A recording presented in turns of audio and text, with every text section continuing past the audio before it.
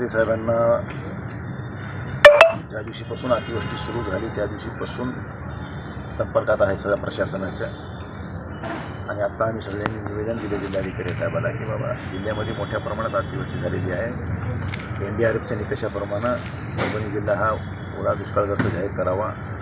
शासनानं तात्काळ ह्या जिल्ह्यातल्या शेतकऱ्याला ग्रामीण भागातल्या किंवा शहरी भागामध्ये त्यांच्या घरं पडली किंवा ज्या घरात पाणी शिरलं आहे, विशेषतः परभणीमध्ये भाभार पाणी आणि धमधम पालेमध्ये मोठ्या प्रमाणात पाणी शिरलं, गुडघ्या इतकं पाणी त्या घरांनी त्यांच्या होतं.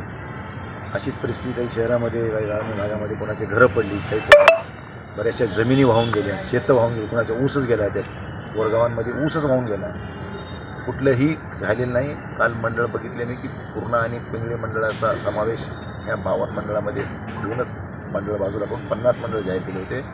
परंतु मी काल आज विचारपूस केली तर ते कालच्या परिस्थितीवर होती, पण काल मोठ्या प्रमाणात नंतर पाऊस झाला आहे. त्यामुळे जिल्ह्यात आता पूर्ण सर्वस्वी दुष्काळ करण्यासारखी परिस्थिती निर्माण झालेली आहे. आणि NDRFचे निकष लावून शासनानं तात्काळ ह्या ठिकाणी या शेतकऱ्याला आणि शहरी भागात राहणाऱ्या ज्यांच्या लोक आले त्या लोकांना मदत करावी अशा स्वरूपाची विनंती आम्ही जिल्हाधिकाऱ्यांमार्फत राज्यपालांकडे देखील आम्ही याचे पत्रव्यवहार केलेला आहे.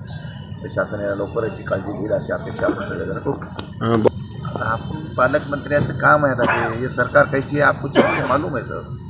हे सरकार म्हणजे फक्त येऊ द्या म्हणणारं सरकार आहे, घेणारं सरकार आहे, देणारं नाही. आपण जिल्हाधिकाऱ्याशी संपर्क केला, पालकमंत्र्याला मी संपर्क काही केलेला नाही.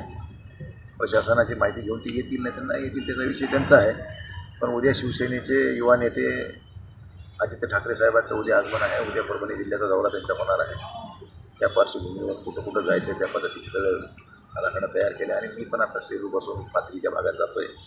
त्यामुळे मोठा कठीण प्रसंग आहे. त्या प्रसंगाला समोर जाणं आता ही सगळ्याची नैतिक जबाबदारी आहे. त्यामुळे याच्यात राजकारणापेक्षा आर्थिक मदत कशी शेतकऱ्याला आणि सर्वसामान्य नागरिकाला मिळेल हे महत्त्वाचं आहे. ठळक घडामोडींसाठी देशोन्नती न्यूज चॅनलला सबस्क्राईब करा आणि बेल आयकॉन प्रेस करा. मुंबई, पुणे, नागपूर, मराठवाडा असो का विदर्भ, राजकीय, सामाजिक, शैक्षणिक क्षेत्र असो का क्रीडा, सर्वच घडामोडीचे विश्लेषण पाहायला विसरू नका. फक्त देशोन्नती न्यूजवर.